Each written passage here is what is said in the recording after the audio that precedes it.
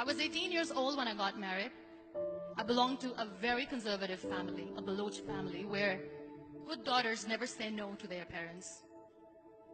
My father wanted me to get married, and all I said was, if that makes you happy, I'll say yes.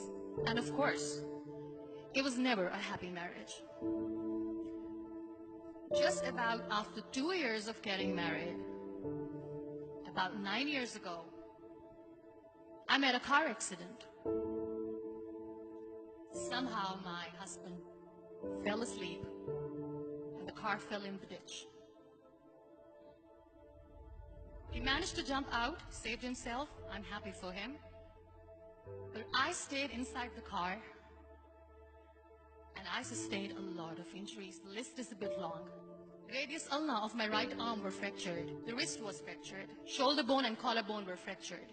My whole rib cage got fractured. But that injury that changed me and my life completely was the spine injury. Many people came to rescue. They gave me CPR. They dragged me out of the car.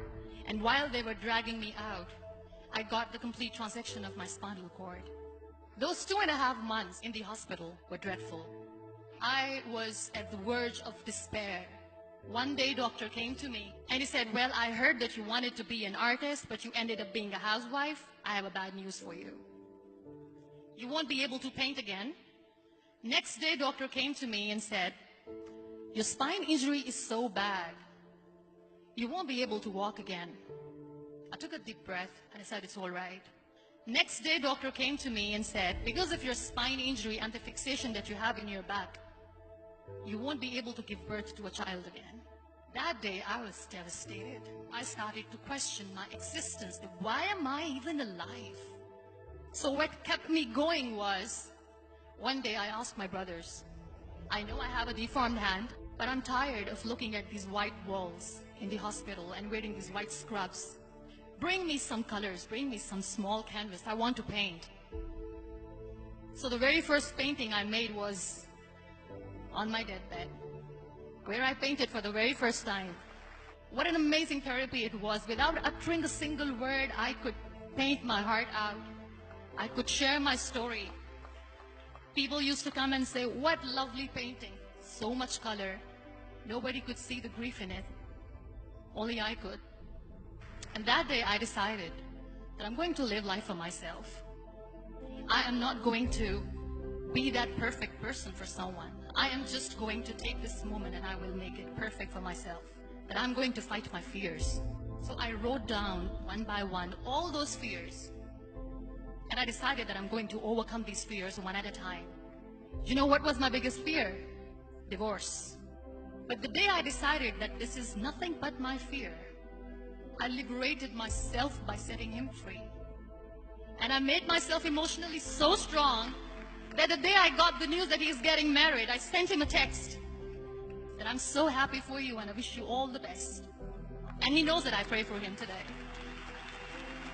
Number 2 was, I won't be able to be a mother again. And that was quite devastating for me. But then I realized there are so many children in the world, all they want is acceptance.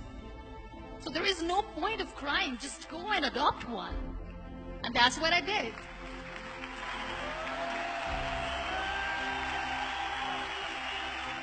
I gave my name in different organizations, different orphanages, and I waited patiently. 2 years later, I got this call from a very small city in Pakistan.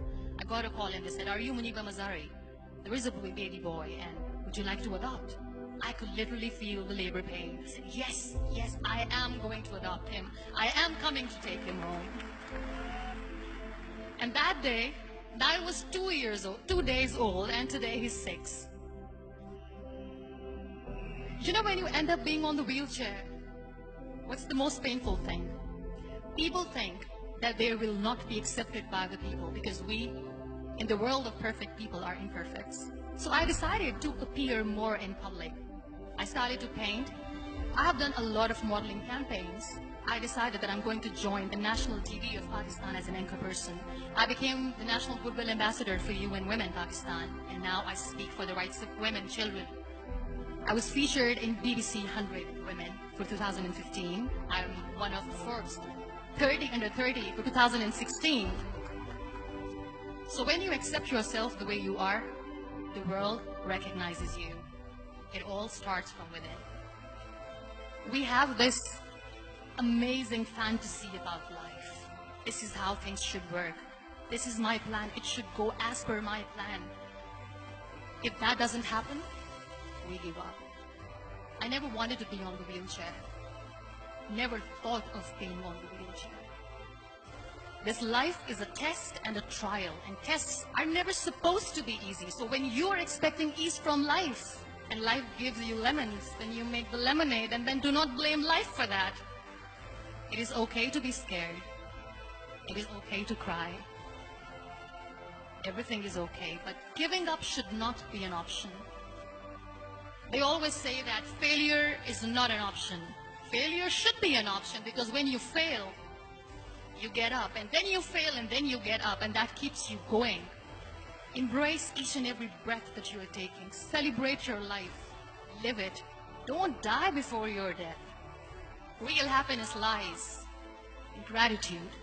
So be grateful, be alive, and live every moment.